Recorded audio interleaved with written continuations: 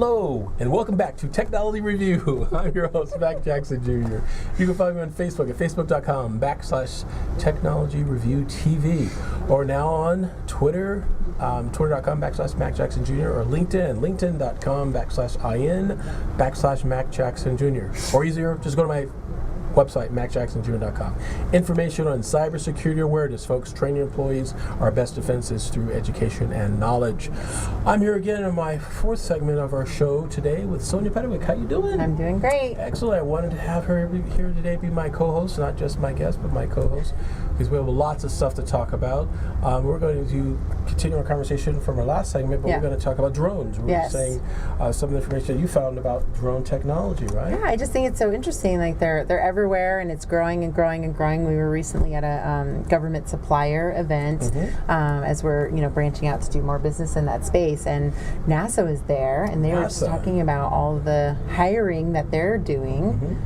That specifically has to do with drone technology. Where is it going? How is it going? How do we regulate it? How do we control it? How do we, there's so much other stuff happening, right, in our airspace that NASA controls. Yes. And is this impeding upon that, getting in the way?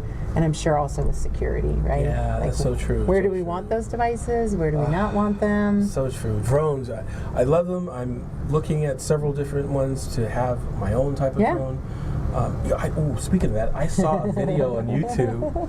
Do you know here in Vegas, there's this area, sorry for those of you who are not from Vegas, who may not know this, but there's an area here by Durango and Tropicana, a big hole in the ground. Yes. This giant, yes. like 2 miles deep, right? It's Russell, Durango, and Trop. Yep. Yeah, and for years growing up here, you're like, oh man, don't want to go over there. That's the entrance to the Devil's Triangle, right? We were little kids. It does look really scary. It does, right?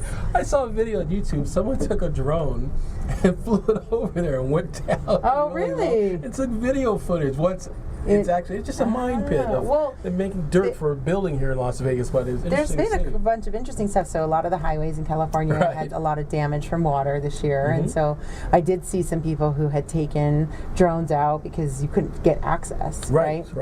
A regular vehicle, and so I did see a lot of interesting, and being from the Bay Area, that was neat perspective. And then someone had done one of this weird swirl sinkhole, but it was in the middle of a lake somewhere. Yeah, I did see that. Yeah, and it's like the drone got right up to it, and it was like to AC/DC music.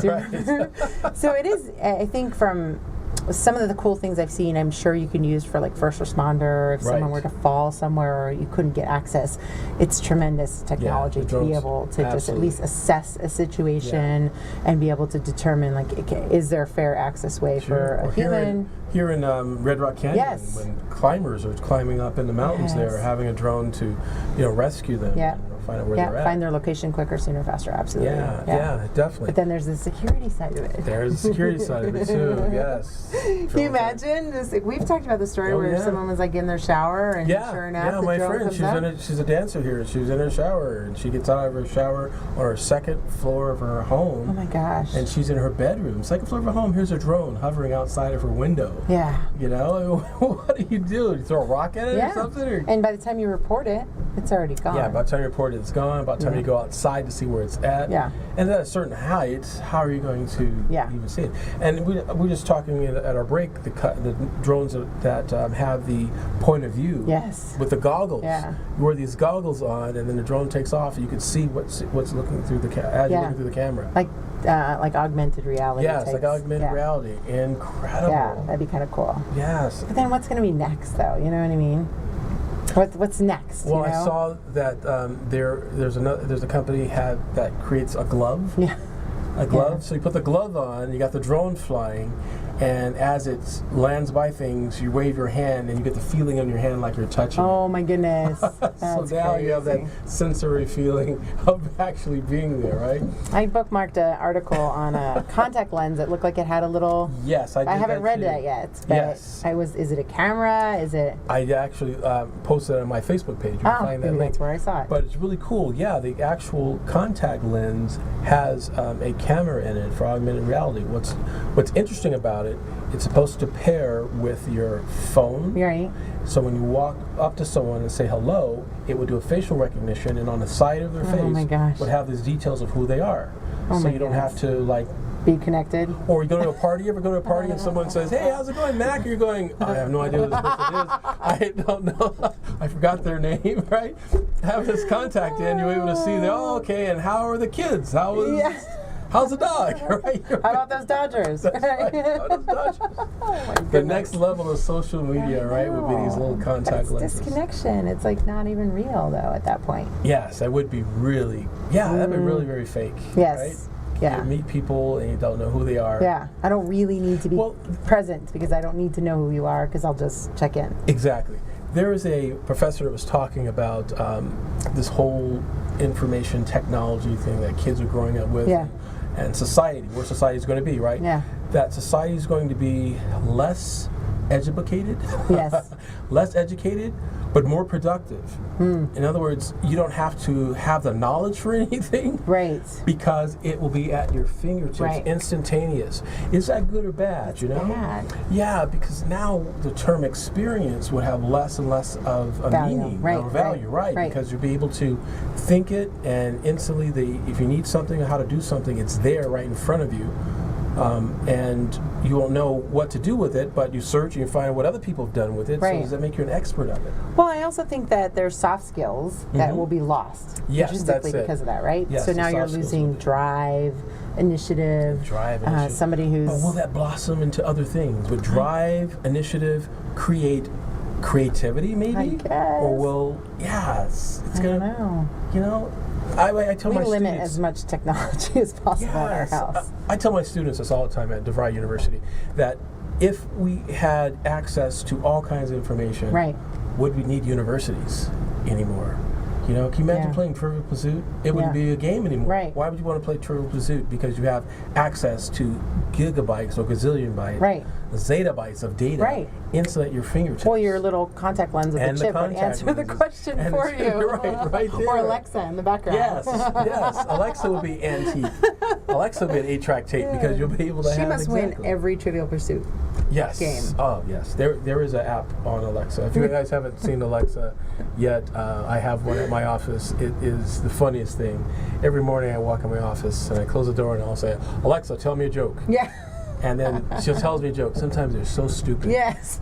The kids love them. Yes. Yeah. The kids love the jokes. Sometimes they're so stupid. She set us up for failure this morning, too, because we always say good morning, and today is National Donut Day. That's right. So the kids were instantly like the fastest they've ever gotten ready for school because they were like, let's go for donuts. We're like, okay. You know what I thought about?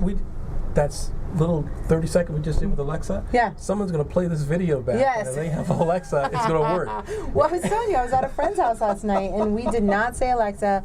We were having a conversation about work, and, Right. and it was a pretty serious conversation. Right. And then out of the blue, Alexa was like, "I don't have the answer to that question," and I was like, "What? I Like, did what not is say her your name." That's right. So she was listening. Yes. I'm telling you.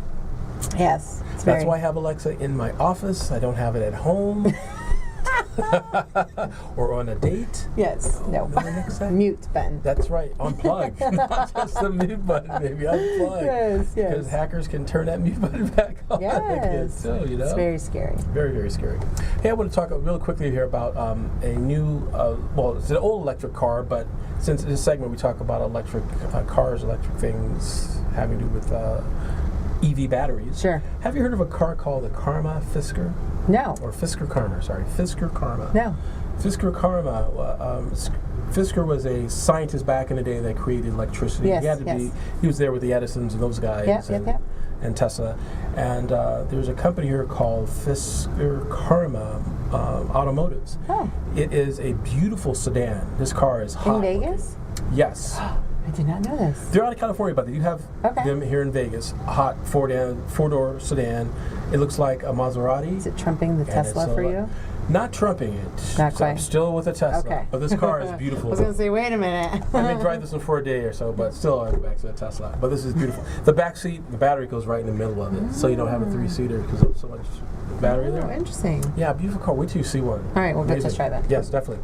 All right, hey, show's almost over I already. know. Gosh, We need more time. Goes by fast. It is. I'd like to thank Sonia Pedowick joining us Thank you. here today, and everyone out there. Thank you very much for being part of our show. I want everyone to have a great weekend. We'll be back next week with Technology Review. See you then, folks. Take care. Bye-bye. Bye.